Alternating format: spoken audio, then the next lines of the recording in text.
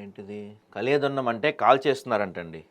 భూమిలో ఖనిజాల మరణం, పెరిగిపోతున్న కాలుష్యం, రైతులకు ప్రచారం చేయడంలో వీళ్ళ అలసత్వం. అట్లా భూమిని కాలిస్తే పాడైపోద్ది కదా అది. దేశానికి అన్నం పెట్టే రైతు అవి అని వ్యవసాయ శాఖతో పాటు హార్టికల్చర్, సెరికల్చర్ ఇంకా అన్ని కల్చర్లు కలిసి ప్రతిరోజు మొత్తుకుంటూనే ఉంటాయి.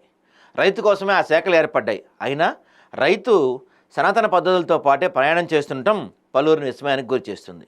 ఏళ్ల తరబడి పంట వ్యర్థాలను తగలబెట్టకూడదని శాఖలు మొత్తుకుంటుంటే రైతులు వాటిని పట్టించుకోకుండా వందలాది ఎకరాల వరి పంట వ్యర్థాలను నిర్దాక్షిణ్యంగా కాల్చేస్తున్నారు. దానివల్ల భూమిలోని పంటలకు అవసరపడు సూక్ష్మజీవులు, ఖనిజాలు అంతరించిపోతాయని అధికారులు రైతు చైతన్యతలు చెప్పారు. కానీ ఎవ్వరూ పట్టించుకోవట్లా. ఇట్లా జరుగుతూనే ఉంది. ఈ రోజుకి పంటలను కాలుస్తూనే ఉన్నారు.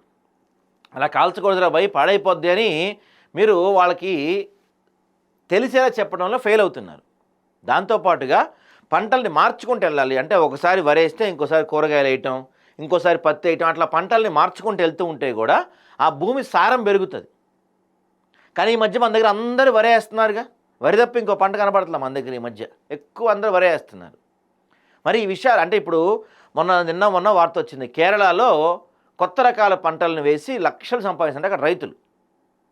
మరి మన దగ్గర ఎందుకు అట్లా వేయట్లేదు? కొత్త పద్ధతుల్లో కొత్త పంటలు ఎందుకు వేయట్లేదు? అవగాహన కల్పించే వాళ్ళు ఎవరున్నారు? ఈ హార్టికల్చర్, సెరికల్చర్ వాళ్ళు అవగాహన కల్పించట్లా. వాళ్ళ పనుల్లో వాళ్ళు బిజీగా ఉన్నారు. రైతులకు అవగాహన కల్పించి కొత్త కొత్త పంటలు వాడాలి, పంటలను మారుస్తూ ఉండాలి, ఇలా భూమిని కాల్చేస్తే సారవంతం పోద్ది అని వాళ్ళకి అర్థమయ్యే భాషలో చెప్పాలి. మీరు చెప్పకపోతే ఇలానే అవుద్ది. భవిష్యత్ తరాలకి ఎందుకు పని కాకుండా పోతాయి. ఇదిగో తగలబెట్టడం ద్వారా పంటలకు అవసరపడే సూక్ష్మజీవులు నశించడం ద్వారా యాసంగి పంట సరిగ్గా అని తెలిసినప్పటికీ రైతులు నిర్లక్ష్యంగా వహిస్తూ నిర్దాక్షిణ్యంగా కాల్చేస్తున్న గమనార్హం.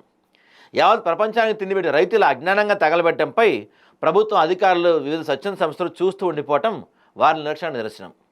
సమాజంలో మార్పులు చేస్తున్నామంటే అధికారులతో పాటు స్వచ్ఛంద సంస్థ ప్రతినిధులు సైతం జీతాలు పొందడం, నిధులు కాజేయడం జరుగుతున్న తరుణంలో వారి నిస్వార్థ సేవ రైతుల వైపు మళ్లించి భూభారతిని కాపాడే ప్రయత్నం చేసే వరకు రైతు ఇలా ఇంకా సాంప్రదాయ పద్ధతులను వ్యవసాయం చేయక తప్పదేమో అని భూమాత ప్రేమికులు, పర్యావరణవేత్తలు అభిప్రాయం వ్యక్తం చేస్తున్నారు.